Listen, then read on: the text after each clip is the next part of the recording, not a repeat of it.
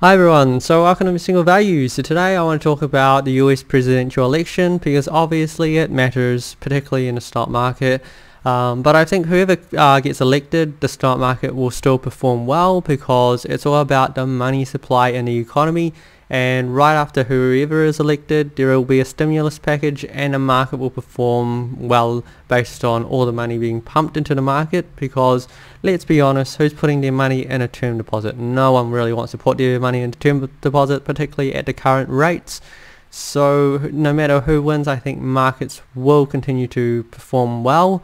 It just matters how well the market will perform because obviously it's like electing a CEO for a company. They do have their management styles and one manager is going to be better than the other. It's kind of like saying if I put Elon Musk in charge of McDonald's, would McDonald's be more innovative? Would it be better? And there's, like that could be the case. He could put more, futuristic ice cream machines so people can actually get their ice creams whenever they want instead of them having so much downtime. Apparently people have big problems trying to get ice cream at McDonald's, and maybe if you had a CEO that was innovative and tried to create ice cream machines that actually cleaned themselves, that didn't require as much maintenance, then that could be different. So if we look at a country and we look at the direction of where it's going, how they're going to do things in the future, then yeah, I think it's going to have some profound effect whoever your president is. Particularly if you're living in the US, then it should have a profound effect on your quality of living, right? Because the amount of taxes you pay, whether your healthcare is covered or not, those are some of the bigger questions, right? So if we look at right now, Joe Biden's at 209 and Donald Trump is at 118, and even though Biden is looking like he's in the lead, he's not got too many more electoral votes coming in his way, whereas Trump still has a lot of electoral votes coming his way. So if we look at the current situation, as you can see the colours being highlighted, dark red is with very high certainty. The Associated Press has worked out that it is nearly a mathematical impossibility for the opponent to win based on the current votes left to be counted. So they have basically given it to the leader right there and then. So if it's dark red, it's definitely Trump's. If it's dark blue, it's definitely Biden's. And if it's light blue, it's still potentially anyone's. And if it's light red, it's also potentially anyone's. Except one candidate leads more in the current situation. Though you have to account that a lot of early votes have not actually been counted in some of these areas. So potentially there is a chance for these states to just swing quite heavily. But more in the Democratic side because apparently a lot of Democrats actually went with mail-in ballots. So we can look at the situation and go, okay, we'll go Biden because his math is probably easier. Like he's at 209, he needs 270 to win, so he's missing 61, right? If he's missing 61, what numbers does he have to make up? So if Nevada would be another 6, so anyway we add Arizona, that's another 11, so that's 17. And if he gets Minnesota, which given the current situation, especially given that early voting ballots would likely favor Biden as well, so I think Minnesota is definitely Biden's as well. So we've got basically about 27 right now, so 27 on this right now. So yeah, what are we really looking at? We're looking at about 236. So 236, we're still missing another 24. And if we're missing 24, we have Maine, which is worth 4. So if Maine is worth 4, then we only need 20. We actually need 30 more. So we're at 236 and we're missing 34. So with Maine, that's another 4, and Wisconsin is a possibility for Biden, and also Michigan is also a possibility as well. So these 2 are possibilities, but they could also be Trump's as well. So we can't rule these out. But if we're missing 30. So we're going to make up 30. North Carolina is so close, like a nail-biting close. So I think North Carolina, we can watch out for that one. It's worth 15. And in Pennsylvania, like, even though there's such a big discrepancy right now between the votes for Trump and Biden, 56 to Trump, you would probably look at that number and go 54% has been counted. It likely favors Trump more than Biden. And that is very true. And I was reading this chart here where well, 20 electoral votes up for grabs. This is a key target for Mr. Trump and Mr. Biden.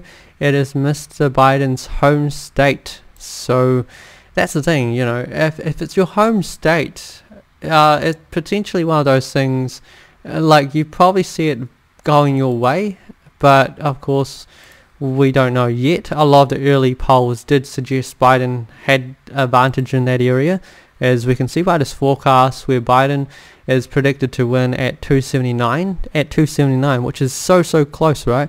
And with Trump basically winning all the swing states. So hence why we've looked at Wisconsin and Minnesota, because these 2 were forecast to favor Biden more, and same with Pennsylvania. And North Carolina was actually going to be more of a swing state. So yeah, it's one of those things that was going to be very close in regardless. Alright, so we've just had Biden go up to 213. I don't know where that came to for Biden, but yeah, it's a good sign, of course. So but it doesn't count Maine, so I don't know where this other 4 just came from. But regardless, Biden would still need North Carolina, Pennsylvania, Michigan, or Wisconsin. He's probably needing 3 of those, whatever combination works. I think he's lost Ohio. It's safe to say, 94% counted. Trump at 53%, I'd say he's lost that one. So Trump's probably gotten that. It's Iowa's probably Trump. And yeah, so we're looking at Minnesota, likely Biden's. Wisconsin, it's so close to say. Michigan, likely Trump's. And so we're left with Pennsylvania, which again, I don't know whether, like, apparently a lot of the early votes have not been counted yet that would favor Democrats. So I'm going to say I'll leave this one 50-50. And North Carolina, it's pretty close. Trump's only in the lead by about 85,000 votes. And at 85,000 votes, well, we're looking at a situation, it's probably a bit too close to call. Especially if we're looking at another, few 100,000 votes to be counted. This could swing any way, particularly if they're early votes and they favor more Democrats. Then it gives Biden a chance still in North Carolina. I think Georgia's going to be Trump's. Florida will be Trump's. Texas likely will be also Trump, though it's still in that area where it potentially has a chance to be Biden's. But I would say if we give it to Trump as well, then it's going to be so close. Like before the election day, I thought it would be Biden's quite easily, but Trump has really proven, he's pulled some rabbits out of his hat. Whether it's been legally or illegally, or democratic or non-democratic, because he has made some adjustments to the mail ballot system, where potentially ballots arrived late and they may not be counted. or he's also challenged some of the mail ballots, so some of the mail ballots may not be counted. So I think potentially there is some area where some votes are lost, but you hope that it's still a fair kind of election, of course. It's amazing that our democracy would challenge votes in that way, because you would think everyone's vote mattered to right to the end, right? But apparently even democracy has its rules, and if your vote's not in on time, it's not in on time. So yeah, we're looking at this situation, and potentially it's anyone's game right now. It's literally anyone's game. We're probably going to have to wait another day, because I think most of the counting's kind of stopped. We still have votes coming in from Washington, Oregon and California, because these came in very late. But they're also very large areas. But it basically guarantees that Joe Biden would likely just win the popular vote, though as we know with Hillary Clinton's popular vote doesn't win you the presidency. You still have to win these electorates. You need 270, and if you don't get 270, then you don't get it, of course. But yeah, we can see afterwards and see how things go. But currently, it is so agonizingly close that I couldn't even. Yeah, like you can't make this up. Like it's just so weird. I thought Biden would have an easy victory. Maybe he thought he would have an easy victory. And perhaps it's credit to Trump that he's able to perform in such a way that people feel like they could still give him a second term. But yeah, we'll just have to see how things go. Let me know if there's what you think about this current election, or if you have any questions, post below. Until then, good luck investing, everyone.